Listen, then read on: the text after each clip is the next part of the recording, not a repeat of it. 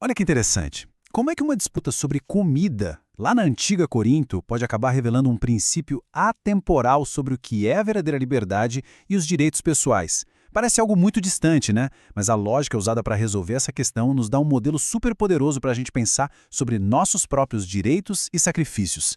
Então, vamos lá? Vamos mergulhar nisso e desvendar um dos argumentos mais fascinantes que existem sobre o poder da renúncia.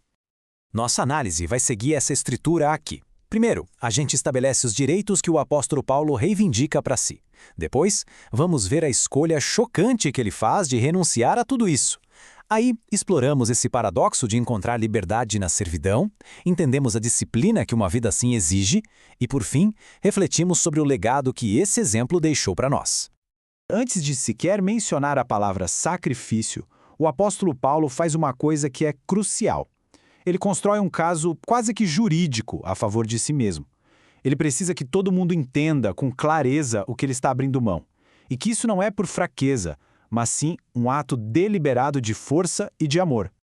Primeiro, ele põe as cartas na mesa, reafirma suas credenciais. Ele faz umas perguntas retóricas, sabe? Não sou eu apóstolo? Não sou livre? E aí ele aponta diretamente para os próprios coríntios.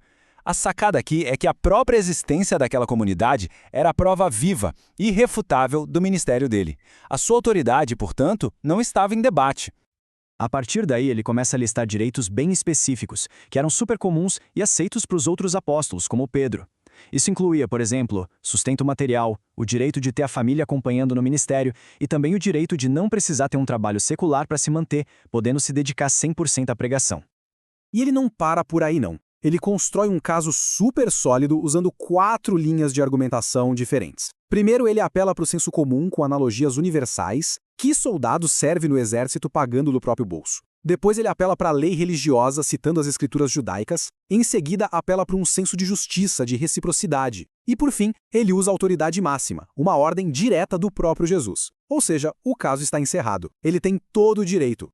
E é exatamente aqui, depois de provar o ponto dele de forma tão conclusiva, que a narrativa dá uma virada de 180 graus. Esse aqui é o pivô de todo o argumento.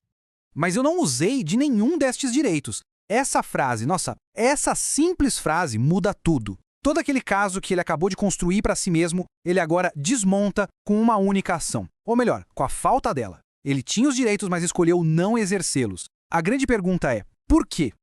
O que é fascinante aqui é como ele redefine a própria ideia de recompensa. Para ele, a recompensa não era o pagamento que ele merecia, mas a própria renúncia. A glória dele, o motivo de orgulho, era justamente poder oferecer a mensagem de graça sem que ninguém pudesse acusá-lo de ter algum interesse financeiro por trás. Então, o ponto crucial é este. Não se tratava de um ato de falsa humildade, muito menos de fraqueza. Foi uma escolha estratégica, muito poderosa. O objetivo era claríssimo: remover qualquer barreira que pudesse impedir as pessoas de ouvir a mensagem. Se o dinheiro era um obstáculo, ele o tiraria da frente. Simples assim. E isso nos leva direto ao coração do paradoxo que define toda essa passagem. Como é que a liberdade máxima é, na verdade, expressa através da decisão de se tornar um servo? A tensão aqui é apresentada de forma brilhante. Paulo se vê como alguém fundamentalmente livre, que não pertence a ninguém. Mas é essa mesmíssima liberdade que dá a ele o poder de, voluntariamente, se fazer escravo de todos. A liberdade não é um fim em si mesma, ela é a condição que torna o serviço algo realmente significativo. E como é que isso funciona na prática? Bom, ele se adapta de uma forma radical. Com os judeus, ele segue as práticas culturais judaicas. Com os gentios, que não seguiam a lei mosaica, ele vivia como eles. Com os fracos, ou seja, aqueles que tinham uma consciência mais sensível, ele se tornava como eles. O objetivo nunca foi perder a própria identidade, mas sim construir pontes, removendo barreiras culturais para que a mensagem pudesse ser ouvida.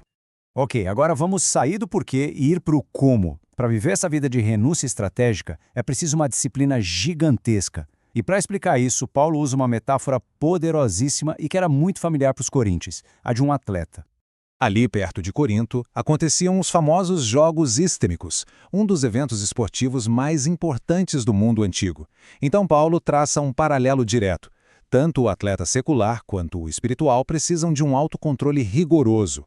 A grande diferença, ele argumenta, está no prêmio. Um luta por uma coroa de folhas que murcha em poucos dias, o outro por uma recompensa que é eterna. E ele aplica essa metáfora a si mesmo de uma forma muito pessoal. Ele diz que não corre sem rumo nem luta só esmurrando o ar. Cada ação tem um propósito. Ele esmaga o seu corpo, ou seja, ele disciplina os próprios impulsos e desejos colocando tudo a serviço da sua missão. O medo que o move é a integridade. A possibilidade de, depois de ter treinado tantos outros, ele mesmo ser desqualificado da corrida. Para a gente concluir, vamos sintetizar o princípio maior que surge desse exemplo todo e o impacto duradouro que ele tem na ética e na liderança. A liberdade, segundo este modelo, não é simplesmente a ausência de restrições ou a capacidade de fazer o que se quer. É algo bem mais profundo. É a libertação do nosso próprio egoísmo, para que seja possível se dedicar, sem interesse, ao bem dos outros. A verdadeira liberdade é o poder de servir. E isso nos deixa com uma pergunta para reflexão. Numa cultura que, muitas vezes com toda a razão, nos encoraja a lutar por nossos direitos e a afirmá-los, qual é o lugar e qual é o poder de escolher deliberadamente e por um propósito maior não exercê-los? O que a gente pode ganhar quando escolhe renunciar?